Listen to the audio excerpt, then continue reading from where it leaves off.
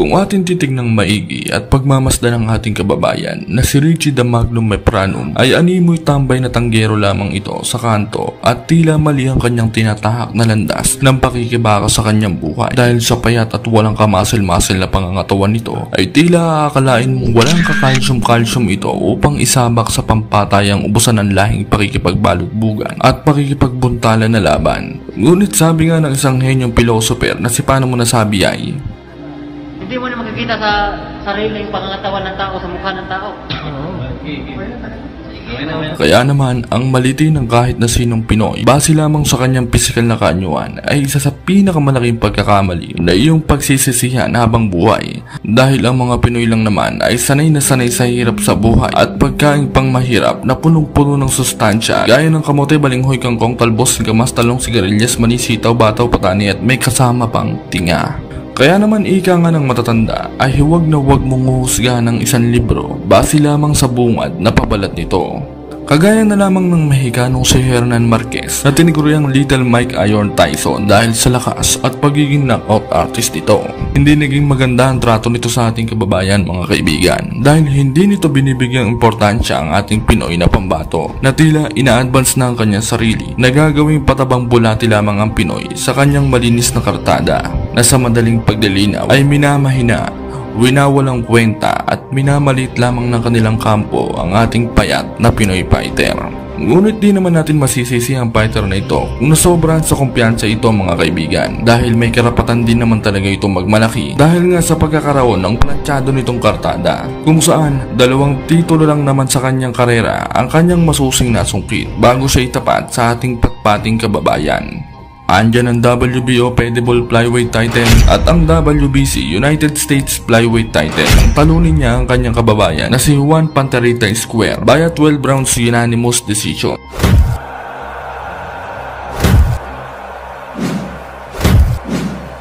In favor of the winner, Hernan Tyson Marquez. Ngunit sa kabila ng mga achievement ng ulupong na ito, mga kaibigan, ay hindi naman ito naging balakid upang matakot at masindak sa laban ng ating payat na kababayan na nasa loobang kulo at galing. Kasabay ng paglalakbay ng mga langgam sa pinagmulan ng ating katawang lupa, ika-3 ng Marso taong 2010 na ikasang laban ng Richie alias Magnum Mepranum kontra kay Hernan Tyson Marquez. Ginanap ang kanilang laban sa Gaylord Hotel, Grapevine, USA. May kartada noong 27 panalo, 20 ay tinapos sa pamamagitan ng knockout at walang bahid ng talo ang tinaguriang Tyson ng Mexico. Samantalang ang Pinoy naman ay may 21 panalo, 5 lang ang natapos via knockout, 1 draw at 2 talo lamang. Sa kartada pa lamang, mga kaibigan, ay ine-expect na ng maraming manonood at boxing analyst na tagilid ang ating kababayan sa laban dahil nga sa napakalaking pinagkaiba ng kartada ng 2 boksidor. Ngunit ang hindi nila alam ay malapayber ang tibay ng panga nito at malapusang marunong magbukas ng nakataklob na ulam ang utak nito pagdating sa pakikipagpatayan.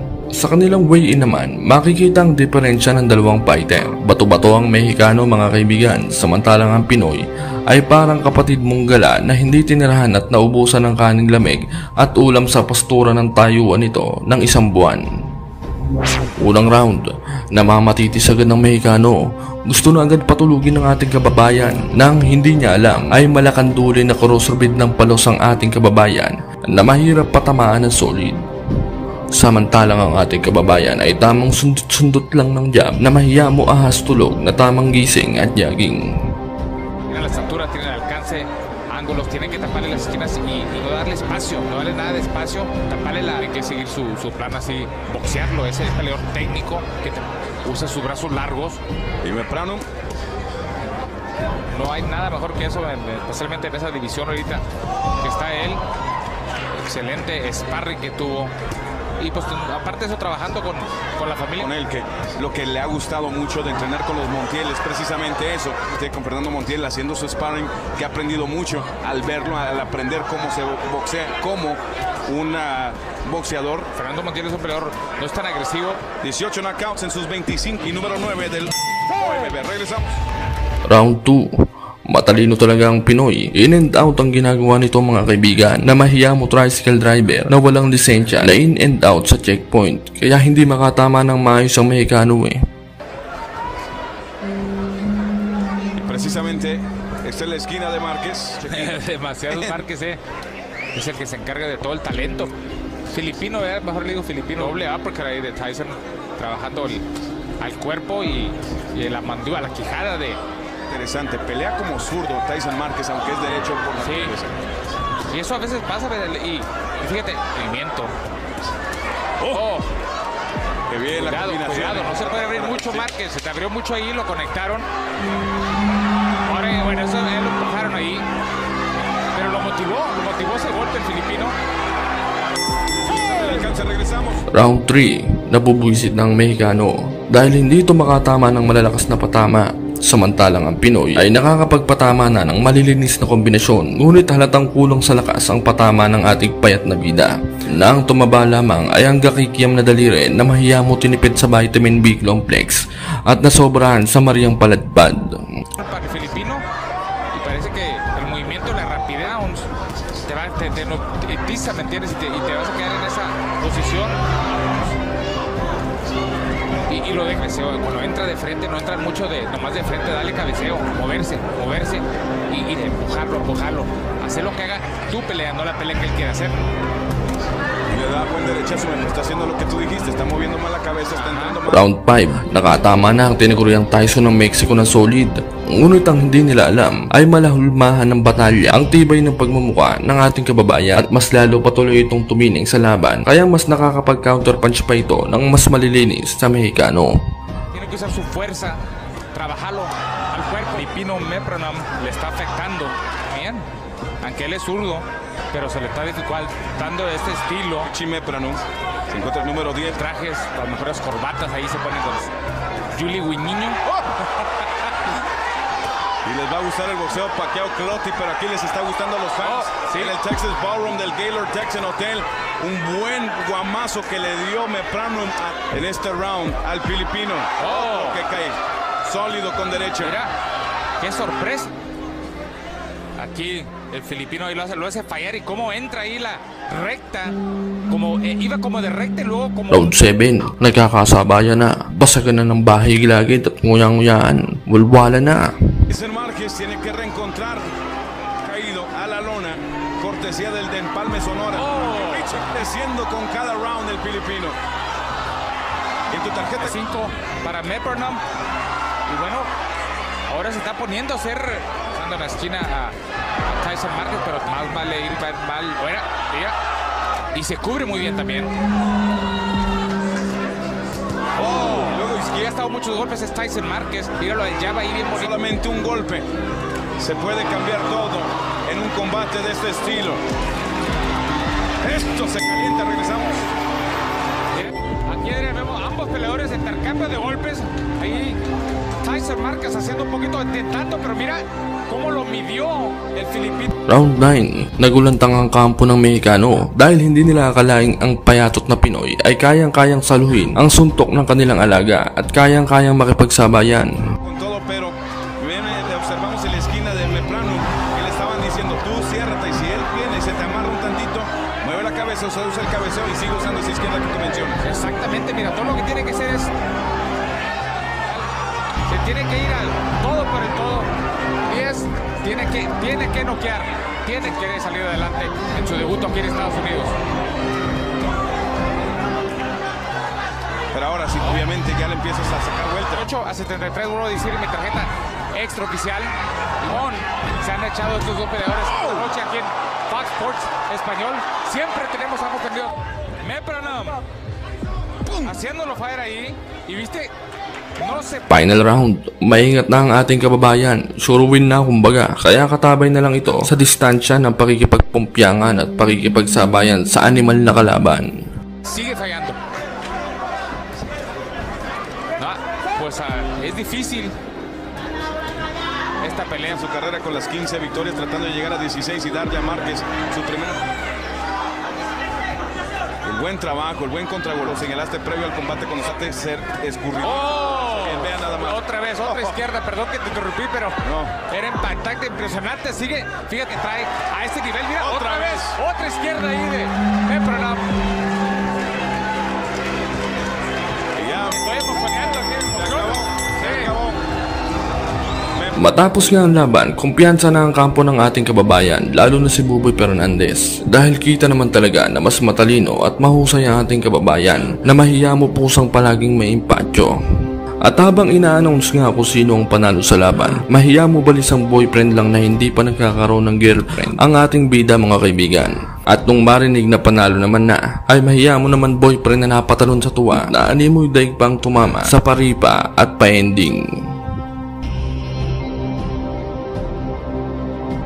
Kung ating titignan at pagmamasdang maigi ang ating kababayan ay tila maglalako lamang ito ng itinitindang gagamba sa kanto ng elementarya at sekundaryang paaralan mga kaibigan. Pero saan ka? Ay may malagagambang ethics lang naman ito nagalamay pagdating sa pakikipaglaban na kapag tinamaan ka ay daig mo pang pinadel ng kabayo ng plancha at hinampas ng malaking kalandi uling na lutuan ng gotong Batangas, mami at calamares. Bagamat mukhang malungkot na masiyahin ang ating kababayan na ito mga kaibigan, ay buo ang loob nito sa pakikipagpatayan at ubusan ng lahing pakikipagbuntalan at pakikipaglaban. Handang-handa itong sumabay, dumanak man ng isang damakmak na dugo sa ibabaw ng lona at magmumog ng sariling ngipin. Lalong-lalo na kapag ibang lahing taas-taasan ng tarasa, dangal at inaapak-apakan ng lahi ng mga tunay na dugong maharlikang mandirigmang Pinoy ang mamamakito. Kagaya na lamang ng isang Australianong nagngangalang Miksho na tirador ng tigpipisong mikmik at stiko sa tindahan na binansagang pony na ang ibig sabihin ay maliliit na kabayo dahil may malatadyak daw at sipa ng kabayo ang mga atake at mga kombinasyon nito. Hindi biro ang boksingerong ito mga kaibigan dahil mukhang gabi-gabi itong tumutungga ng 4 kantos na pinigaan ng 5 pisong kalamansi at nagbabanlaw ng isang kahong pelpilsen at tanduay ice na tila pinaguhugutan ng kanyang mga kapangyarihan. Mukhang drunken master ang datingan ito oh. Galing ito sa 3 sunod-sunod na impresibong panalo bago itapat sa ating halimaw na kababayan mga kaibigan.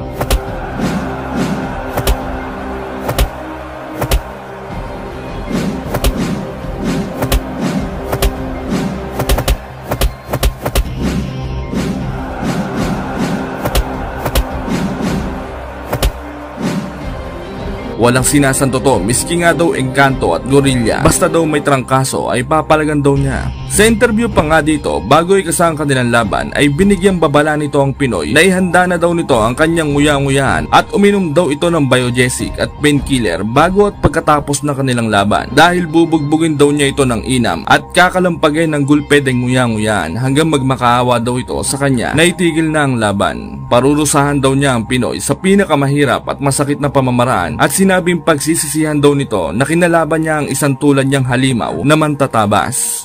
Sinimangutan naman ito ng ating mananabas na pambato mga kaibigan at sinabing huwag daw daanin sa putak at pagbubunga nga ang laban dahil hindi naman daw debate at chismisan ng laban at patunayan na lamang daw nito ang kanyang kahambugan at kayabangan sa ibabaw ng parisukat na lona. Dahil siya daw yung tipo ng maharlikang mandirigmang hindi na uso ang intro-intro, patayan at bakbakan agad pagtunog ng kampana.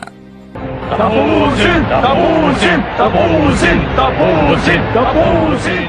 May kartada ang Pinoy na 26 na panalo, 5 lamang ang natapos via knockout, 4 na draw, at 7 talo lamang. Samantalang ang Australiano naman ay may 22 panalo, 7 knockout, 1 draw, at 1 talo lamang.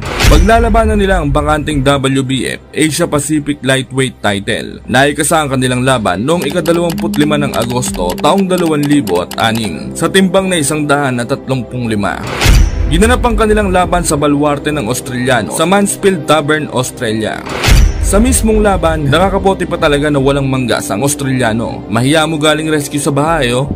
Patalon-talon pa na animoy pinasukan ng 13-man pay nang wala sa oras nang walang kaltas sa ATM. Samantalang ang Pinoy ay parang si Scorpion lang ang datingan, parang kakatapos lang mag-jacuzzi oh. Unang round, parang kamote ang ulo ng Australiano, ang laki. Parang ang sarap gawing hasaan ng katala, bala ng lagaring bakal at katame. Samantala, nag-aangas agad ang kalabaw na Australiano. Isang suntok ng Pinoy, sinusuklian niya ng 4 na suntok. Ngunit hindi naman siya makatama sa Pinoy dahil mala riders na walang papel ang motor at walang lisensya ito. Matalas ang pakiramdam sa checkpoint, hindi mahuli-huli, malabangaw. as they come. They don't get any tougher than. Yeah, I've done hundreds of left hand, and he's very. If Mick Shaw has taken this lightly, then he's in for a hard night. We're there with a nice 1-2. What were you worried about? The Ovan right. Landed a nice left hook a little while ago, and that won him the fight against Matty. Seeing if he decides to stay here. Mick there. Yeah, caught him with a left hook, mate. Round 2. Bukas na bukas ang depensa ng Australiano. Labas na labas ang malapatatas na ulo Hindi masakop ng pananggang kamay. Hirap na hirap din itong makatama sa Pinoy dahil sa malagagambang galawan nito. Ipinakilala na rin ng Pinoy ang kanyang kaliwang kamay na maladiuling na plancha kapag tumama. Philippines now training under Team Bolt. Owen doesn't take a backward step. Gets hit. No boxes. If you stand and trade, well, you're going to be in some trouble. Control of the fight. Nice jab, but nice comeback. Owen's crafty. Oh, did he get Mick Shaw there? I think he might have caught him with a Round 3. Lumalagablab na ang kisian ng dalawang fighter. Puro wild punches ang pinakakawalan ng Pinoy. At dito na rin matatamaan ng solid ang nguya-nguya ng Australiano na mahiyamoy ng pas ng super kalan. Nagmukhang unggoy na nandulas ito sa poso na sa sobrang pahiya ay tumayo agad at kumain ng saging. Lagapak ang puwet Oh, Mick's down. Oh, he's been caught.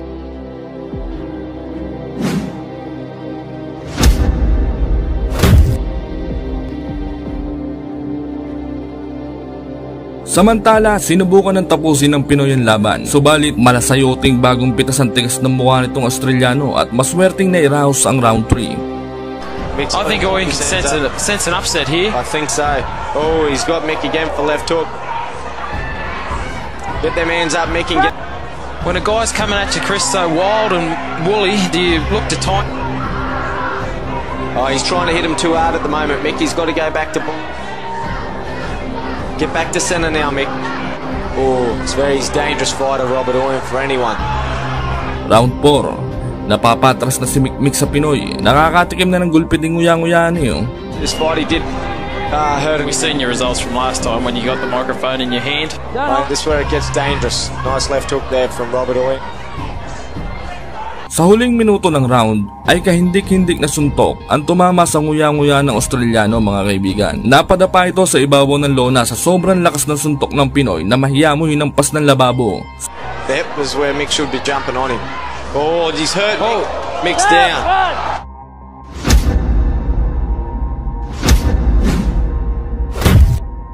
Samantala, maswerteng na save by the bell na naman ang tirador ng Mick at Choco. Nairaos na naman niya ang round 4. Round 6, hinahunting na ni Roberto ang malakamoting ulo ng Australiano na mahiyamo gusto ng gayatin at isahog sa tinola.